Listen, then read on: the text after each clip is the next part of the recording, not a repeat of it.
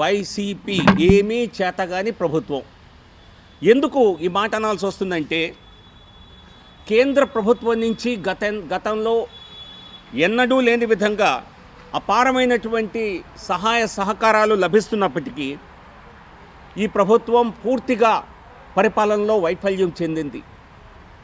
కేంద్ర ప్రభుత్వం అనేక పథకాల్లో గ్రాంటుల రూపంలో మరి గతంలో కంటే కొన్ని రెట్లు ఎక్కువ నిధుల్ని రాష్ట్ర ప్రభుత్వానికి ఇస్తున్నప్పటికీ కూడా ఈ ప్రభుత్వం అమలు చేయటంలో పూర్తిగా వైఫల్యం చెందింది. ఈ పార్లమెంటు సమావేశాల్లోనే మరి 18 రోజులు జరిగిన సమావేశాల్లో నేను దాదాపుగా 35 ప్రశ్నలు అడగడం జరిగింది. అందులో కేవలం ఆంధ్రప్రదేశ్కి సంబంధించిన 23-24 ప్రశ్నలు అడిగాను. అన్ని పథకాల గురించి సమాచారం తీసుకున్నాం. కేంద్రం ఇచ్చే నిధుల దగ్గర నుంచి పూర్తి సమాచారం తీసుకున్నాం. ఈ సమాచారం చూస్తే ఎవరైనా విస్తుపోతారు. ఎందుకంటే ఈ దేశంలో మరే రాష్ట్రానికి చేయని విధంగా అనేక పథకాల్లో రాష్ట్రానికి సహకారం అందిస్తే, అది నరేగా పథకం కింద కానివ్వండి, గత సంవత్సరం దాదాపుగా 10,700 కోట్ల రూపాయలని ఒక ఆంధ్రప్రదేశ్కి ఇవ్వడం జరిగింది. అది దేశంలో ఇచ్చినటువంటి మొత్తం నిధుల్లో 10%. యూపీ తర్వాత దాదాపుగా అదే మొత్తాన్ని ఇచ్చినటువంటి రాష్ట్రం ఆంధ్రప్రదేశ్.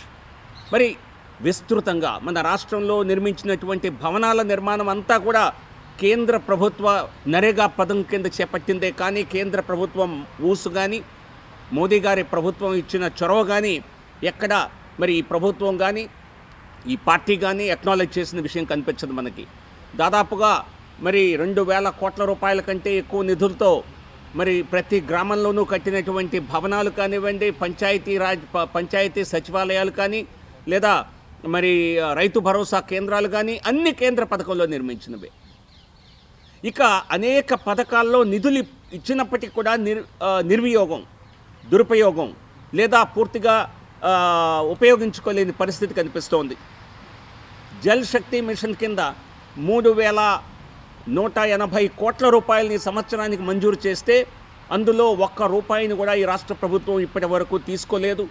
ఎందుకంటే గత సంవత్సరం వరకు రాష్ట్ర వాటా ఇవ్వవలసిన వాటాని చెల్లించలేదు కనుక దాదాపుగా 500 కోట్ల రూపాయలు ఇంకా రాష్ట్ర ప్రభుత్వమే బకాయి ఉంది. కానీ ఇంటింటికి మంచినీటి కుళాయి సదుపాయం వస్తే రాష్ట్ర ప్రజలందరికీ మంచి జరుగుతుంది కదా.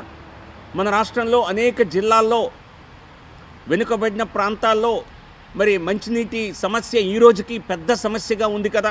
మరి ఎందుకు రాష్ట్ర ప్రభుత్వం అలసత్వం చూపిస్తోంది? మరి అప్పులు అన్ని రకాలుగా అప్పులు చేస్తున్నారు తప్పితే మరి ప్రజలకు పనికొచ్చే పథకాలను ఎందుకు అమలు చేయటం లేదు? కేంద్ర ప్రభుత్వ పథకాన్ని అమలు చేయకపోయిన రాష్ట్రాల్లో ఆంధ్రప్రదేశ్ అట్టడుగున ఉంది అంటానికి మరే సమాచారం అక్కర్లేదు. అలాగే రైల్వే రంగ నిర్మాణానికి, రైల్వే రంగ ఎక్స్పాన్షన్కి కేంద్ర ప్రభుత్వం విస్తృతంగా నిధులిచ్చి రైల్వే నిర్మాణాన్ని చేపడితే మన రాష్ట్రంలో ఇప్పటికే ఈ సంవత్సరం ఏప్రిల్ నాటికి దాదాపుగా 33 ప్రాజెక్ట్స్ 63,730 కోట్ల రూపాయల బడ్జెట్తో నిర్మాణం అవుతున్నాయి. మరి దీనిలో 6 మేజర్ ప్రాజెక్ట్స్ ఏవైతే ఉన్నాయో వాటికి రాష్ట్ర ప్రభుత్వం తన వాటా చెల్లిస్తానని ముందస్తుగా ఒప్పుకొని ఇప్పుడు మా వల్ల కాదు, మేము చెయ్యము అని చెప్పి రాష్ట్ర ప్రభుత్వం చేతులు ఎత్తేసింది. దీనివల్ల అనేక రైల్వే నిర్మాణాలు నిర్మాణానికి నోచుకోకుండా ఇబ్బందుల పరిస్థితి అయ్యేది ఉంది. అందులో ప్రధానంగా నడికూడి, శ్రీకాళహస్తి వెనుకబడిన ప్రాంతాలను జాయిన్ చేసే లైను, అలాగే భద్రాచలం కొవ్వూరు లైను, అలాగే Vijayawada, Gudivada, Bhimavaram, Narsapur, Gudivada, Machilipatnam line, Kadapa, Bengaluru new line. కనీసం మీ సొంత జిల్లాకు కూడా ముఖ్యమంత్రి గారు ప్రయారిటీ ఇవ్వటం లేదంటే ఈ రాష్ట్ర ప్రభుత్వం అభివృద్ధిని ఏ స్థాయిలో విస్మరిస్తుందో అర్థమవుతోంది. అలాగే కోటిపల్లి, నర్సాపూర్ న్యూ లైన్ ఇవన్నీ కూడా నిర్మాణానికి ఇబ్బందికర పరిస్థితుల్లో రాష్ట్ర ప్రభుత్వ చేతకంతనం వలన ఉన్నాయి.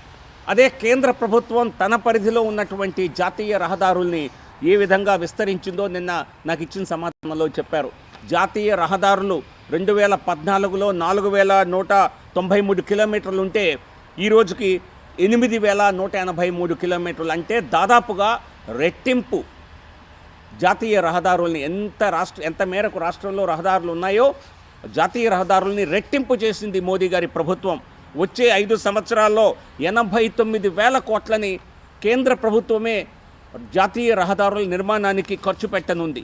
ఒకవైపు కేంద్ర ప్రభుత్వం తన పరిధిలో ఉన్న అంశాలని పూర్తి తన నిధులతో చేపడుతుంటే రాష్ట్ర ప్రభుత్వం మాత్రం పూర్తిగా మరి చేతులెత్తినటువంటి పరిస్థితి కనిపిస్తోంది. కేంద్ర ప్రభుత్వం తన వంతు తన బాధ్యతగా పూర్తిగా తన నిధులతో చేసిన పథకాలని కూడా రాష్ట్ర ప్రభుత్వం తన పేరు వేసుకునేటువంటి తన స్టిక్కర్ వేసుకునేటువంటి కార్యక్రమం చూసాం. ప్రధానమంత్రి కిసాన్ సమ్మాన్ నిధి యోజన కింద మరి 54,32,000 అంటే దాదాపుగా రాష్ట్ర జనాభాలో 10%, 54,32,000 మందికి ప్రధానమంత్రి కిసాన్ యోజన కింద 8,185 కోట్ల రూపాయలని కేంద్ర ప్రభుత్వం వారి ఖాతాల్లో వేసింది. ఇందులో రాష్ట్ర ప్రభుత్వం ₹1 ఇవ్వలేదు. మరి కానీ దీన్ని కూడా తమ పథకంతో కంబైన్ చేసి రైతు భరోసాలో PM కిసాన్ను కూడా చేర్చుకొని అదేదో తామే ఇచ్చిన పథకంలాగా అబద్ధాలు చెప్పారు. సో కాబట్టి ఈ రాష్ట్ర అలాగే పారిశ్రామిక నగరాలు, ఇది కూడా పార్లమెంట్లో నాకు ఇచ్చిన సమాధానమే. 5 పారిశ్రామిక నగరాల్ని రాష్ట్ర ప్రభుత్వానికి కేటాయిస్తే అందులో కృష్ణపట్నం ఒక్కటే కార్యరూపం దాల్చింది. ఇప్పటికీ కేంద్ర ప్రభుత్వ చొరవతో దాని నిర్మాణం ఆల్రెడీ 2,091 కోట్ల రూపాయలతో మరి సాధ్యమైంది. కానీ మిగతా ఓర్వకల్ కానివ్వండి, చిత్తూరు కానివ్వండి, విశాఖపట్నం, కడప, కొప్పర్తి, ఈ 5 పారిశ్రామిక నగరాలను ఎక్కడ వేసిన గొంగలి అక్కడలాగానే ఉంది. రాష్ట్ర ప్రభుత్వం చొరవ తీసుకున్నటువంటి పరిస్థితి కానీ రాష్ట్ర ప్రభుత్వం మరి ముందుకొచ్చే పరిస్థితి కానీ లేదు. ఈఎస్ఐ హాస్పిటల్స్ నేను ఎందుకు చెప్తున్నానంటే అనేక పథకాలు కేంద్ర ప్రభుత్వం తన నిధులతో తన ఖర్చుతో చేయాలని ప్రయత్నించిన రాష్ట్ర ప్రభుత్వం మొండి వైఖరి అవలంబిస్తోంది. అభివృద్ధికి వైసీపీ ప్రభుత్వం ఆటంకంగా తయారైంది అంటానికి ఇంతకంటే ఉదాహరణ అవసరం లేదు. ఈఎస్ఐ హాస్పిటల్స్ ఈ రాష్ట్రంలో మరి 7 కొత్త ఈఎస్ఐ హాస్పిటల్స్ అంటే ప్రధానంగా మరి ఆర్గనైజ్ సెక్టర్లో పనిచేసేటువంటి కార్మికులు ఎవరైతే ఉంటారో వారికి ఆరోగ్య సేవలు అందించేటువంటి హాస్పిటల్స్. ఈ కొత్తగా నిర్మాణం అయ్యేవన్నీ కూడా డైరెక్ట్గా కేంద్ర ప్రభుత్వ అధీనంలో ఉన్న ఈఎస్ఐ కార్పొరేషన్ మరి వారి పరిధిలో ఉంటాయి. దీనివల్ల రాష్ట్రంలో కార్మికులకి విస్తృతంగా బెనిఫిట్ జరుగుతుంది. కానీ ఈ 7లో 4 మరి హాస్పిటల్స్ ముందుకి ఏమాత్రం జరగటం లేదు. ఎందుకంటే రాష్ట్ర ప్రభుత్వం ల్యాండ్ అలాట్మెంట్ కానీ ల్యాండ్ ఎక్విజిషన్ కానీ ఇంతవరకు చేయలేదు. చేసే ఉద్దేశంలో కూడా బహుశా ఉన్నట్టు లేదు. ప్రధానంగా గుంటూరులో నేను స్వయంగా పర్యటించి గుంటూరులో ప్రయత్నించినప్పటికీ ఇంతవరకు సాధ్యపడలేదు. ఈ హాస్పిటల్స్ నిర్మాణానికి ఏ రాష్ట్రంలోనైనా రాష్ట్ర ప్రభుత్వమే 5 ఎకరాల భూమిని కేటాయించవలసి ఉంటుంది. నిర్మాణ ఖర్చంతా కేంద్ర ప్రభుత్వానిదే. అలాగే హాస్పిటల్స్లో నియమించేటువంటి డాక్టర్లు కానీ ఉచితంగా ఇచ్చేటువంటి మందులు కానీ అవన్నీ కేంద్ర ప్రభుత్వమే చూసుకుంటుంది. కేవలం 5 ఎకరాల భూమిని ఈ పట్టణాల్లో కానీ వారి పరిసరాల్లో కానీ ఇవ్వాల్సిన అవసరం రాష్ట్ర ప్రభుత్వానికి ఉంటే రాష్ట్ర ప్రభుత్వం పూర్తిగా నిద్రపోతోంది. అలాగే విజయవాడలో ఉన్నటువంటి ఈఎస్ఐ హాస్పిటల్ దాదాపుగా 20 ఎకరాల విస్తీర్ణంలో ఉన్నటువంటి హాస్పిటల్ అది పూర్తిగా మరి క్షీణించిన దశలో ఉన్నది. హాస్పిటల్స్ని పడగొట్టి కొత్త హాస్పిటల్ నిర్మాణం చేయాలి. దానిలో 500 బెడ్ హాస్పిటల్ నిర్మించేటువంటి అవకాశం కూడా ఉన్నది. దీనివలన విజయవాడ పరిసరాల్లో ఉండేటువంటి కార్మిక సోదరులందరికీ విస్తృతంగా సేవలు లభిస్తాయి. కానీ దీనిలో కూడా రాష్ట్ర ప్రభుత్వం ఏమాత్రం చొరవ చూపించడం లేదు.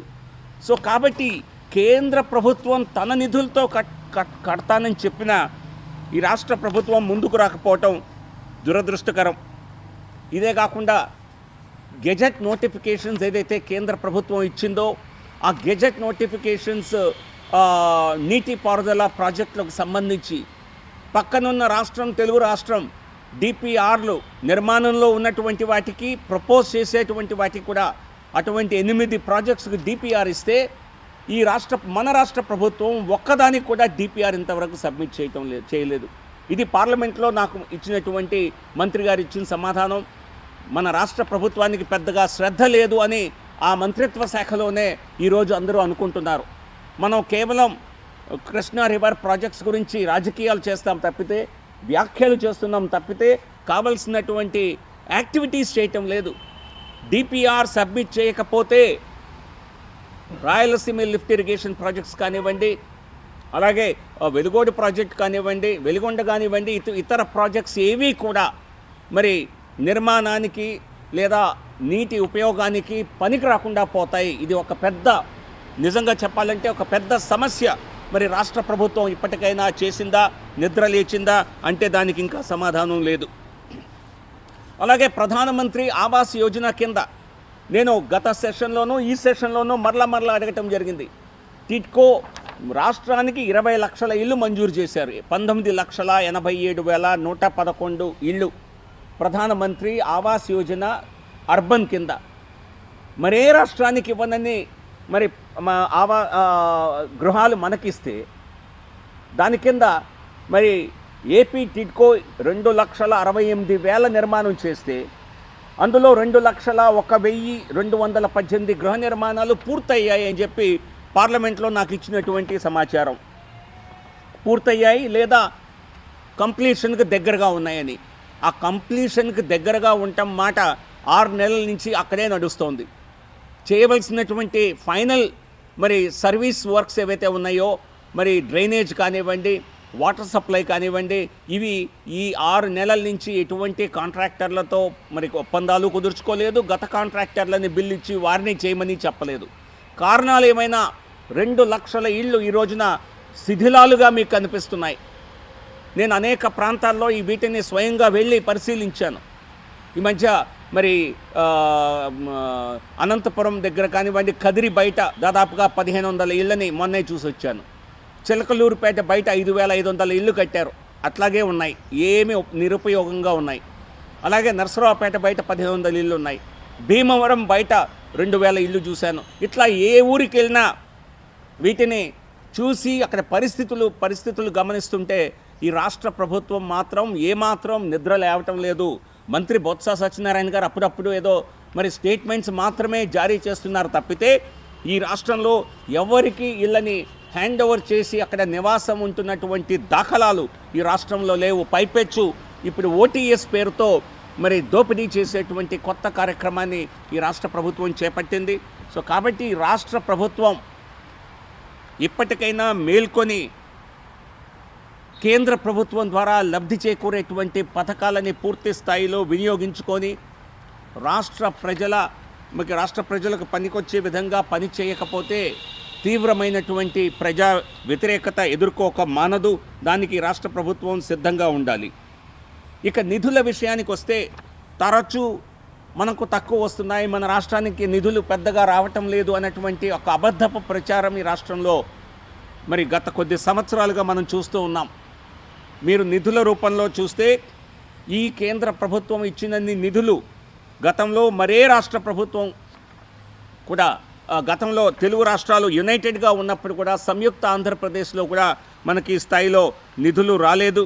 మీరు చూసినట్లయితే ఏ స్థాయిలో నిధులు ఇచ్చారో కొన్ని ప్రశ్నలు చెప్తాను. 2013-14లో సంయుక్త ఆంధ్రప్రదేశ్కి కేవలం 40,000 కోట్ల రూపాయలు కాంగ్రెస్ ప్రభుత్వ సమయంలో రాగా, ప్రస్తుత ఆంధ్రప్రదేశ్ తెలంగాణకు కలిపి 40,123 కోట్లు రాగా, అదే 2021లో గత సంవత్సరం నరేంద్ర మోదీ గారి ప్రభుత్వ హయాంలో ఇవి పెరిగి 1,40,000 కోట్ల రూపాయల కంటే ఎక్కువగా ఇచ్చాం రెండు రాష్ట్రాలకు కలిపి. అందులో ఒక ఆంధ్రప్రదేశ్కి 77,538 కోట్లు. అంటే గతంలో ఆంధ్రప్రదేశ్కి వచ్చిన దానికంటే దాదాపుగా మూడు రెట్ల కంటే ఎక్కువ నిధుల్ని మోదీ గారి ప్రభుత్వం ఇవ్వటం జరుగుతోంది. సో దీన్ని అబద్ధాల పేరిట ప్రచారం చేస్తున్నటువంటి రాష్ట్ర ప్రభుత్వాన్ని ఖచ్చితంగా ఈ సమాచారంతో వారిని మేము ఎదుర్కొంటాం. వైట్ పేపర్ ఒకటి రాష్ట్ర ప్రభుత్వం రిలీజ్ చేయాలి. రాష్ట్ర ఆర్థిక పరిస్థితులపైన విస్తృతంగా అప్పులు చేశారు, ప్రభుత్వం ద్వారా చేశారు. ఎఫ్ఆర్బిఎం లిమిట్స్ని మించి అప్పులు చేశారు. కార్పొరేషన్స్ ద్వారా మరి ఒక నిబంధనలను తొంగలో తొక్కి అప్పులు చేశారు.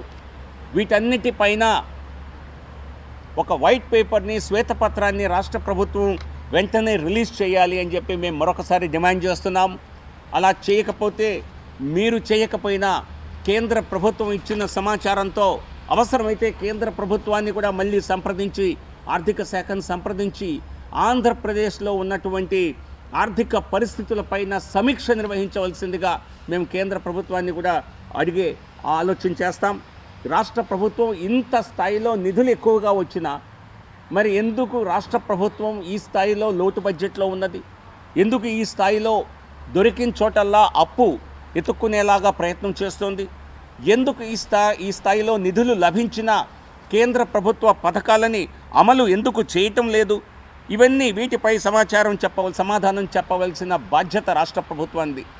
అలాగే రాష్ట్ర ప్రభుత్వ సొంత నిధుల విషయంలోకి వచ్చినా కూడా రాష్ట్ర ప్రభుత్వం గత 2-3 సంవత్సరాల్లో వారికి వచ్చినటువంటి ఓన్ ట్యాక్స్ రెవెన్యూ మీరు చూసినట్లయితే ఇది దాదాపుగా 88,000 కోట్ల రూపాయలు, 58,000 కోట్ల రూపాయలు ప్రతి సంవత్సరం ఓన్ ట్యాక్స్ రెవెన్యూస్ రూపంలో కూడా రాష్ట్ర ప్రభుత్వం తెచ్చుకుంటోంది. అలాగే నాన్ ట్యాక్స్ రెవెన్యూస్ రూపంలో మరొక 4,000 కోట్లు.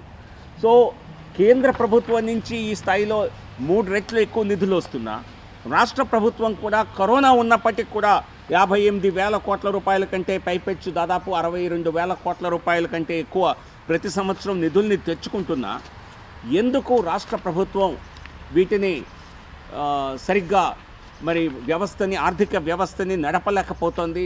ఇది ఒక క్లాసికల్ ఎకనామిక్ ఫెయిల్యూర్ అంటానికి, ఆర్థిక వైఫల్యానికి ఒక కేస్ స్టడీ లాగా ఈ రోజున ఆంధ్రప్రదేశ్ తయారైంది. దీన్ని ఖచ్చితంగా స్టడీ చేస్తాం. అలాగే రాష్ట్ర ప్రభుత్వానికి ఉన్నటువంటి రెవెన్యూ డెఫిసిట్ ఎంత ఉంది? మేము ఈ ప్రశ్నలు సమాధానం తెలిసి అడగల. వాస్తవ పరిస్థితులు తెలుసుకోవాలి. తద్వారా రాష్ట్ర ప్రభుత్వానికి, రాష్ట్ర ప్రజలకు మేలు చేయాలన్న ఉద్దేశంతో సమాచారం అడిగితే వాస్తవాలు నిజంగా కళ్ళు తెరిపించేవిలా ఉన్నాయి. మీరు చూసినట్లయితే revenue deficit grant revenue deficit ఎంత ఉంది రాష్ట్ర ప్రభుత్వానికి అంటే దీనికి సమాచారం ఇవ్వటం జరిగింది. పోస్ట్ డివల్యూషన్ రెవెన్యూ డెఫిసిట్ కింద రాష్ట్ర ప్రభుత్వానికి గత సంవత్సరం 5,897 కోట్లు ఇచ్చామని, post devolution revenue deficit actual వచ్చేసరికి 34,900 కోట్లు. అంటే అంచనా కంటే దాదాపుగా 29,000 కోట్ల రెవెన్యూ డెఫిసిట్ ఎక్కువగా ఉన్నది. ఎందుకు ఎక్కువగా ఉన్నది? దానికి సరైన ముందుగా రెవెన్యూ డెఫిసిట్ అంచనాలు వేయలేదా అని ప్రశ్నిస్తే దానికి వచ్చిన సమాధానం వింటే ఆశ్చర్యపోతాం. ఈ రాష్ట్ర ప్రభుత్వం కొన్ని పథకాల పేరుతో చేసేటువంటి ఖర్చు వల్ల మరి ప్రజలకు ఉపయోగపడే పథకాలు మీరేమిచ్చినా దానికి మేము అడ్డు కాదు, దాన్ని మేము సమర్థిస్తాం.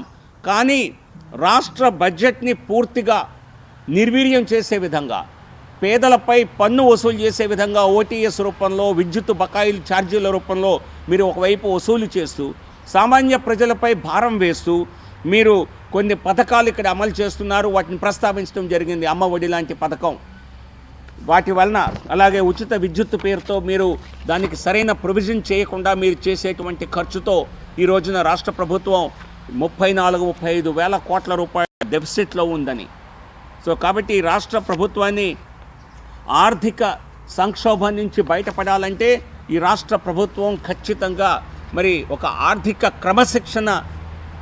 క్రమశిక్షణకు లోబడి పనిచేయాలి. అలాగే రాష్ట్రంలో ఉన్నటువంటి విస్తృతమైనటువంటి ఆదాయ వనరుల్ని మరి పక్కదావ పట్టించకుండా, అక్రమార్కులు కొట్టేయకుండా అనేక రూపాల్లో మీరు ఇసుక రూపంలో కానివ్వండి, మద్యం రూపంలో కానివ్వండి, ఈ నిధులన్నీ ఎవరికి వెళ్తున్నాయి, ఎవరికి దీని ద్వారా లబ్ధి చేకూరుతుంది, దానిపైన అడ్డుకట్ట వేయకపోతే ఈ రాష్ట్ర ఆర్థిక పరిస్థితి ఇంకా దారుణమవుతుందని వారే చెప్తున్నారు. గత సంవత్సరంలో 5,800 కోట్లు ఇస్తే ఈ సంవత్సరం వచ్చేసరికి రెవెన్యూ డెఫిసిట్ గ్రాంట్ కింద మన రాష్ట్ర ప్రభుత్వానికి ఇచ్చిన మొత్తం చాలా విస్తృతంగా ఉంది. ఇది 11,505 కోట్ల రూపాయలు ఇప్పటి వరకు ఈ సంవత్సరం. గత సంవత్సరం 5,897 కోట్లయితే ఈ సంవత్సరం 11,505 కోట్ల రూపాయలని post devolution revenue deficit grant కింద ఇప్పటికే ఇవ్వటం జరిగింది. సో ఏ స్థాయిలో కేంద్ర ప్రభుత్వం ఈ రాష్ట్ర ప్రభుత్వానికి ఆంధ్రప్రదేశ్కు సహాయం చేస్తుందో దీంతోనే అర్థమవుతోంది. అలాగే ఆంధ్రప్రదేశ్ రీఆర్గనైజేషన్ యాక్ట్ కింద ఇప్పటి వరకు 19,846 కోట్ల రూపాయలని, అంటే దాదాపు 20,000 కోట్ల రూపాయలని మరి వివిధ గ్రాంట్ల రూపంలో అదనంగా ఆంధ్రప్రదేశ్కి ఇవ్వటం జరిగింది.